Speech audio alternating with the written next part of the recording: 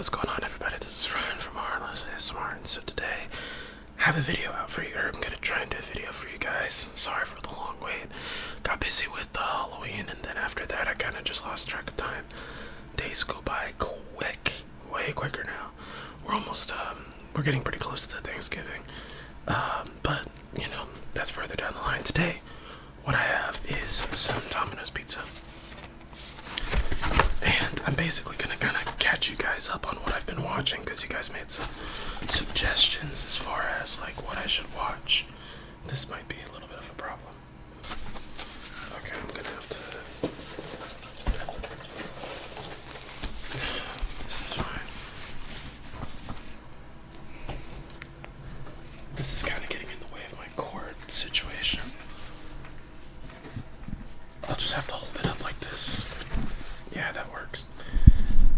Okay, so I know someone recommended Incantation. I haven't gotten around to watching that yet. Someone recommended that I watch The Black Phone. This is kind of stuck together.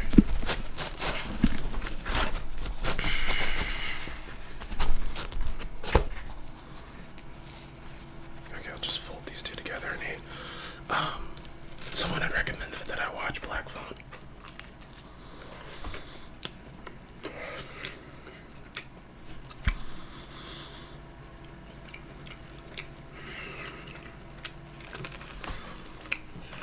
And so I watched both of them.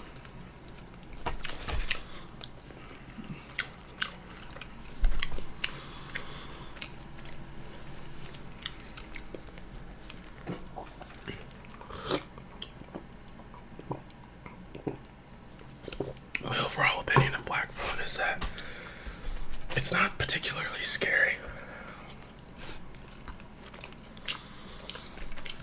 It's creepy more than it is scary.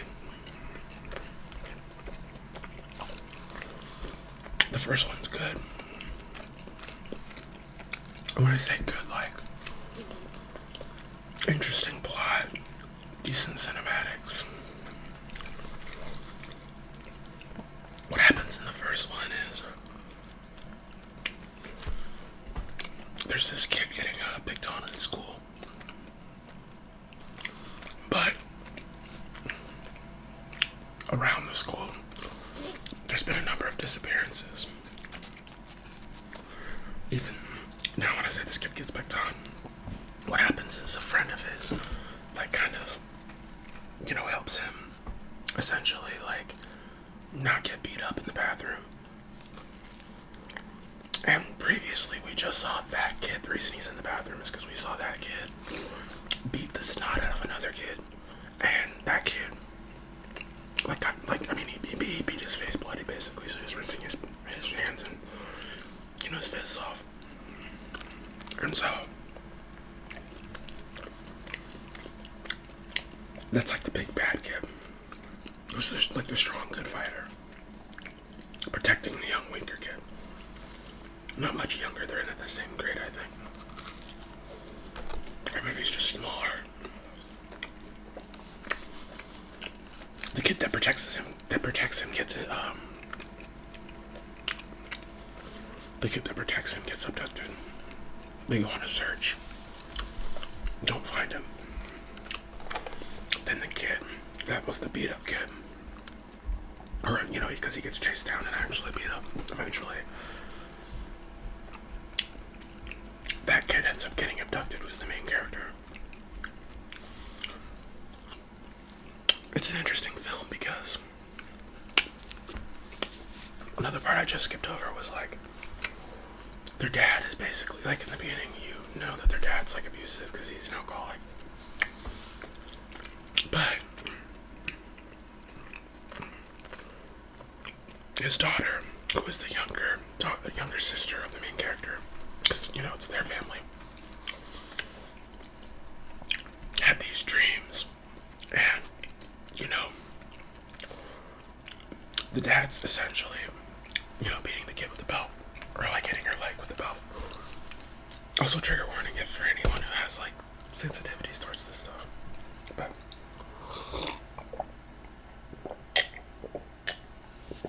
well, he's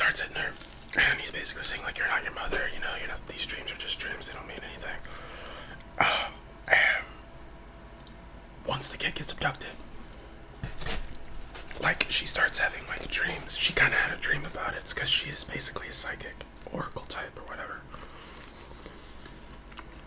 You find out that what happened to their mom is that she kept believing her dreams were real. No one believed her, and it drove her crazy. And her dreams drove her crazy enough to, I think that's the implication, is that she ended her own life. And that's why the dad was scared, so you realize he has a bit of a heart.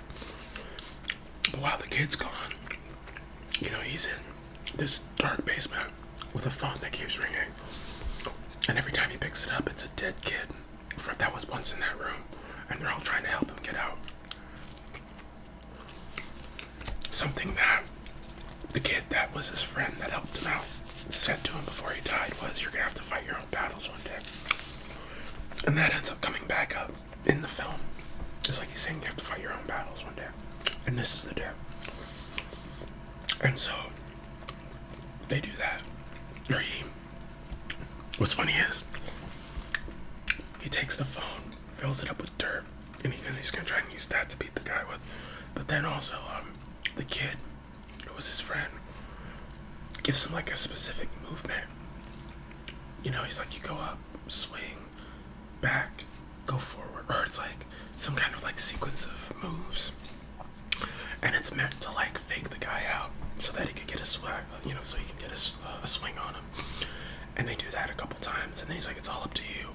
The guy comes down. Basically what happens is there's this like concrete hole in the ground that the kid dug, and he's like, he gets him in this hole in the ground, and then essentially beats him to death with the phone. There's some stuff that happens in between there, but that's essentially what happens. So then he escapes because the cops were already on the street, because her dreams and her visions, she knew what street he was on and what house he was in. Well, not exactly the house he was in, but the house that he was in was across the street from the house that she had a vision about, if that makes sense. And so she took the cops to that house. He walked out of the other house. She ran to him and hugged him, and it was really emotional, kind of sweet. And that's the end of that movie. The second Black Phone is like more about their mom, the place their mom went to, the Christian camp or something. But it was also the camp where the grabber, that's what they call the abductor guy, that's where he got his start. And there were kids there that needed their resting places like settled, because apparently this guy is such a problem. The serial killer that exclusively kills children. There was like this weird afterlife stuff where he's basically a spirit, and he's like beating people up from his spirit self, and like had to kill him again. And I'm like, you're telling me this man had such, I don't want to call it aura, but you're telling me that this guy survived death. Like he was, even in death, he could still fuck with them. And it's all about him overcoming his PTSD. He starts a weed smoking habit that his sister doesn't like. He's like a teenager now, in the 80s. So it just wasn't as interesting as the first one, and it wasn't as definitely wasn't as good in my opinion.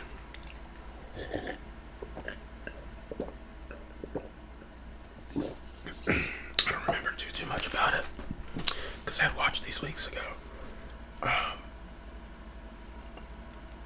I've been on a weird kick with movies recently. I have a friend of mine who wants to watch all of these nostalgic films from her past. And a lot of them are like chick flicks. So I've been consuming too many chick flicks. So I watched Sisterhood of the Traveling Pants 1 and 2. And this one called like Aquamarine. And the thing about it is that Aquamarine is interesting because that's about a mermaid that gets washed onto shore and then pretends to be basically human, but what she's trying to prove, she has like an arranged marriage with some dude in the ocean that she doesn't love. Her father, who's probably Poseidon, says that there's no such thing as love, and so she has to prove what love is in 5 days, or else she has to go back. Mermaids can apparently grant a wish, and so these two friends, one of them is meant to be moving to Australia in 5 days after this trip is over. So the idea is that they're going to use the mermaid wish so that they don't have to move, the one kid doesn't have to move to Australia. The mermaid finds love. And then so it's like a chick flick in that region. In that type of way. And then Sisterhood of the Traveling Pants is a bit odd because what I don't understand about it, in the first film, two characters, and I kind of went on a rant about this because in the Discord I'm in, because I was drunk watching this movie, and I was noticing themes that I like. So it's Bridget, Carmen, Lena, who else? Tibby. Okay. Those are the 4 girls or whatever. In the first film, it felt like to me that Bridget and Lena didn't really go through much. Lena went to Greece, saw some Greek dude, had some fun. Bridget went to camp, tried to bang the camp counselor, and that was basically her entire arc. And then the other 2 girls, Tibby and Carmen went to go visit her dad, who like abandoned her when she was young. And then Tibby was working over the summer at like a grocery store and found a kid that like became very fond of her, and she also became very fond of, and they developed a friendship. And they're making like a movie documentary type thing because Tibby's into film.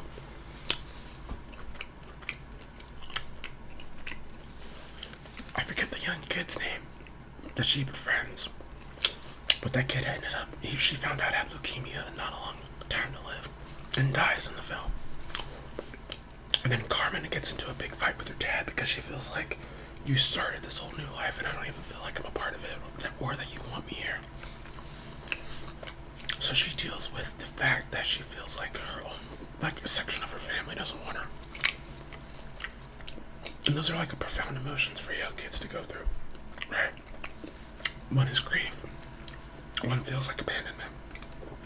And then the other 2 girls, it's literally, girl yells at her dad, or girls like, one girl would feel very like put off by the fact that she feels so different and that they were making her feel different. And then it would cut to Bridget frolicking around, playing soccer, and having her eyes on the camp counselor. And to me, it's like, what am I watching? That's what I was getting at in the second film.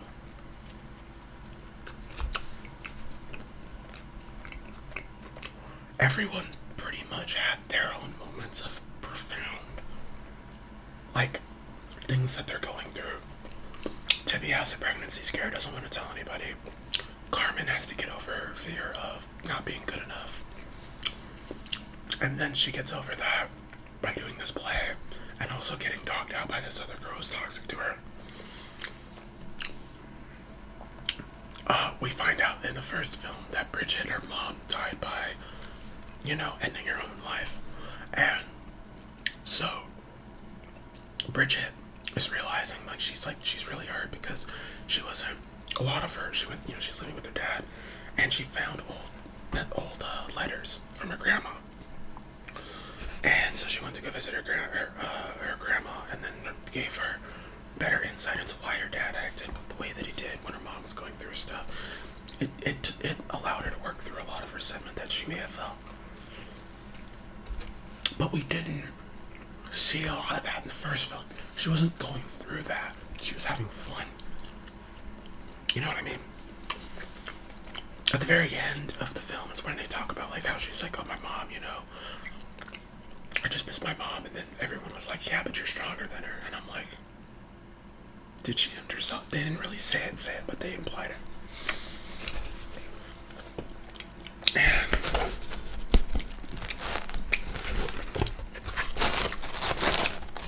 basically, the second film, they don't keep up with each other. They don't really allow each other into each other. They don't allow each other into their lives. And so, that's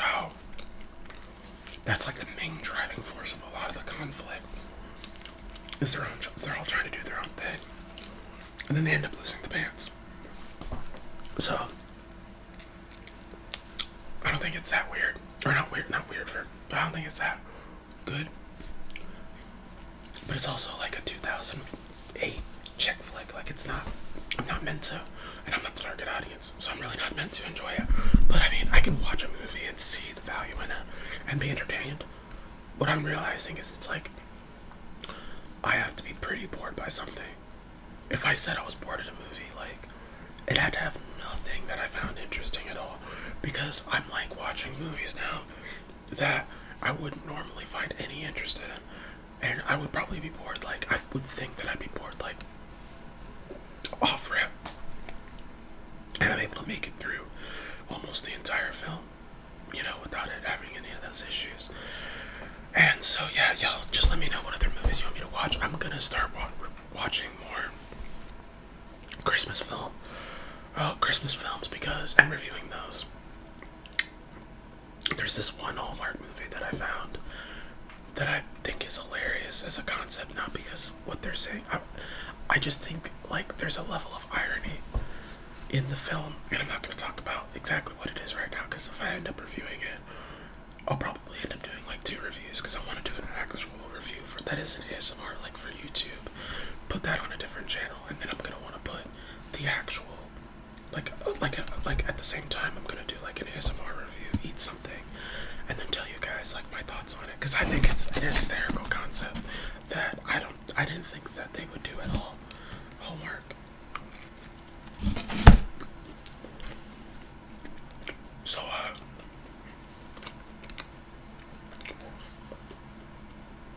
what else have I seen? Oh, I just watched the caught stealing movie with Austin Butler in it.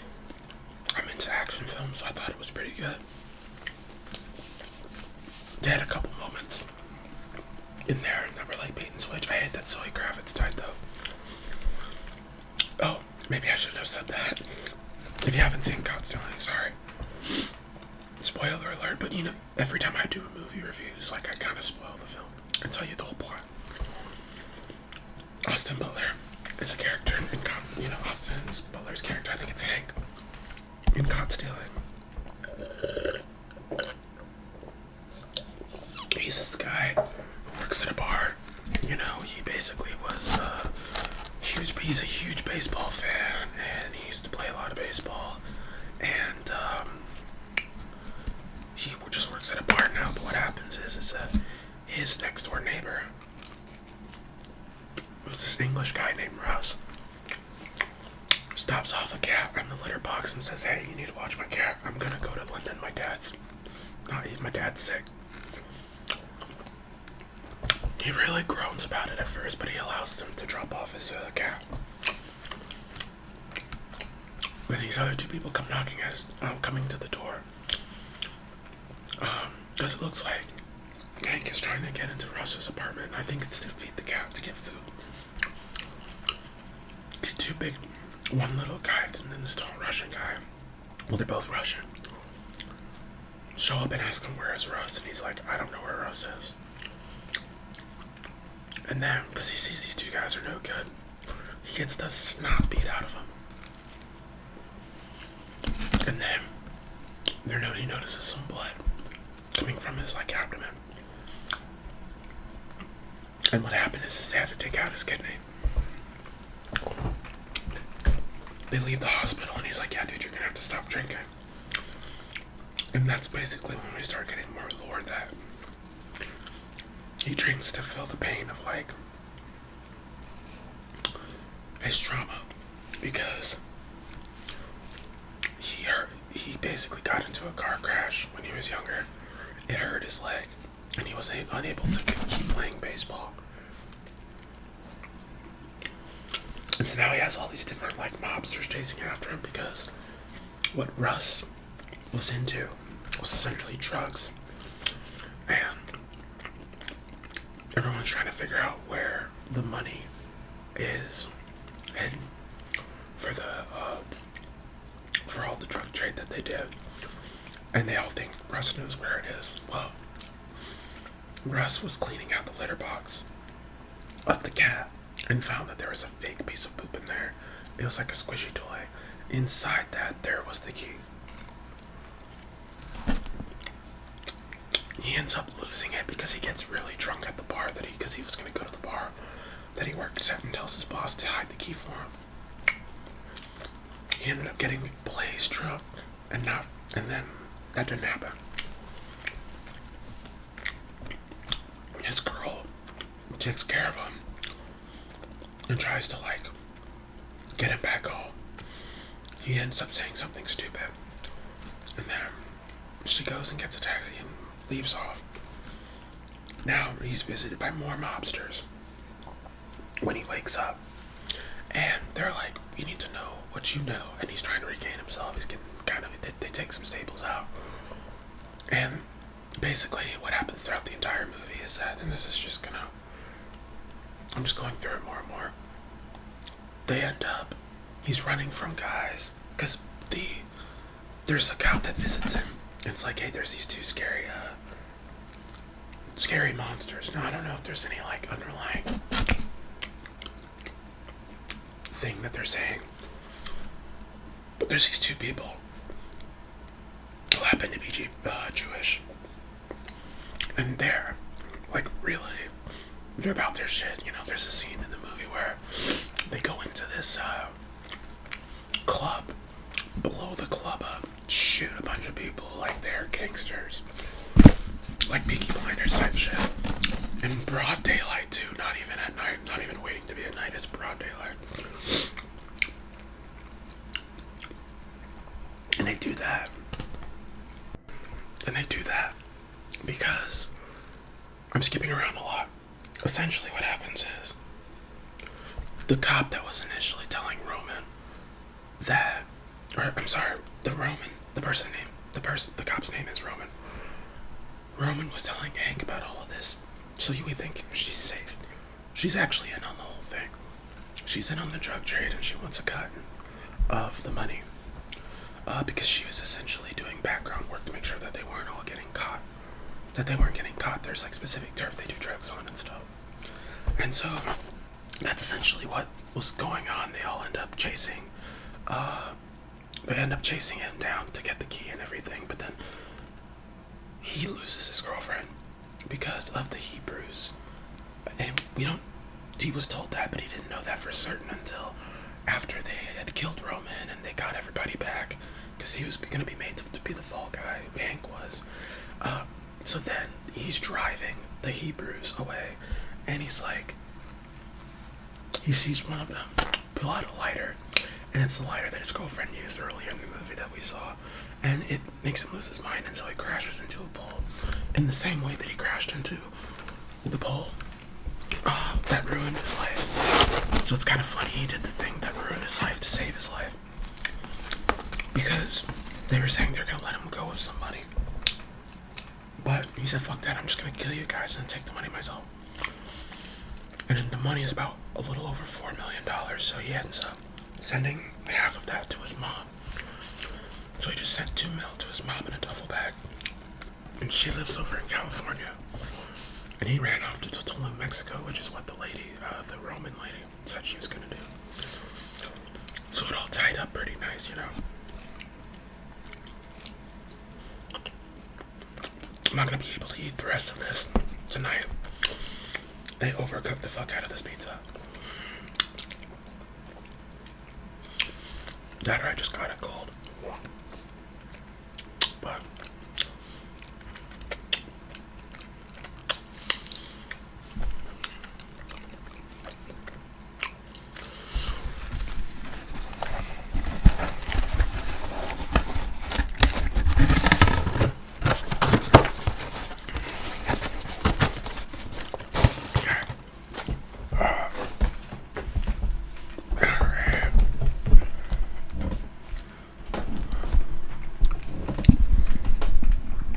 wish I had a snack on me and I'd be able to do that. But yeah, so that's basically what I've been up to. The movies I've been watching, like that's a rough estimate of the movies I've been watching. I'm trying to do more and more movies, but I want to do more Christmas stuff. What's your favorite Christmas film? We're coming up on Thanksgiving. I'm thinking about watching the Charlie Brown Thanksgiving, whatever. And then probably a Charlie Brown Christmas as well. I'm probably gonna want to watch a Charlie Brown Christmas as well. So, just a few things like that, like classics that maybe I've seen once as a kid, but I've never actually like watched as an adult to have like the memory of. You know what I mean? I do have like positive associations with Christmas films. Probably my favorites would be the live-action Grinch, and then definitely the Santa Claus films with Tim Allen. Which I watched already one of those, so I might have to just go through a couple more. We did get very festive in the house when, like, it was back when I was younger, but it's been a while since I've watched all of the stuff that I liked as a kid, so I'm gonna try and rediscover it, I guess. And also talk about it, because I think that's pretty cool and everything. Now this week, later on this week, it's literally this Friday, I have a rehearsal dinner for the wedding that I'm attending on Saturday of this week, so I'm gonna be doing that. I'm probably gonna want to try and record as much as I can. I'll ask my buddy, like, does he feel comfortable with me recording? Not like to see anyone's faces, but just like certain things about the, the decor and things like that, just so I can have, record of it, and that way I can show you guys. And I'll do like a ASMR voiceover of the events, and maybe I'll get some footage of me and stuff like that. Just like I want to share more of my life and everything, and do more variety of things than just eat and talk. And I know that's what you guys mostly like, but someone recommended that I do a hotel check-in roleplay, and I might do that. I think I will do that actually, and I'm gonna try and do it like, honestly, as soon as I can. I just have to think about like what I want to write or what I want to have down as a script, the questions and all that information, because I want to make my role plays humorous is the word, humorous, and I don't want there to be like too much humor to make it all goofy, but I do want there to be like, just want to make sure the sounds and everything are great. So yeah, I'll be trying more variety and things like that and doing more, but I'm always going to stick to the eating stuff, because that's just bread and butter, and that's what you guys like the most, and that's the easiest for me to do, to be honest. But just put up my camera, yap to you guys, and I already love talking about movies. I love yapping and talking about movies and talking about what I didn't quite like about a film and what I kind of liked about a film, what I thought was interesting and what I didn't. What I artistically enjoy and what I don't. I need to probably get better about identifying themes and things like that in films, or underlying like subtext that's set in films, and that's something that I'm gonna try and get a lot better at, because normally I'm just a movie watcher. I just watch for entertainment, and if I find something entertaining, I do, and if I don't, I don't. That's normal engagement with film. That's how you should engage with it. But I watch a lot of movies with people who, not that it's a bad thing, but it's like they'll analyze the film, and I want to like be more analytical in that way. I have an analytical brain, but there's things that I miss because of things I'm unaware of. The more you know. So, anyways, yeah. I hope you guys are having a good rest of your day, night, or whenever you're watching this. I will catch you guys in the next video. But yeah, let me know what you want me to watch as far as Christmas films in the comments. But yeah, I'll catch you guys later.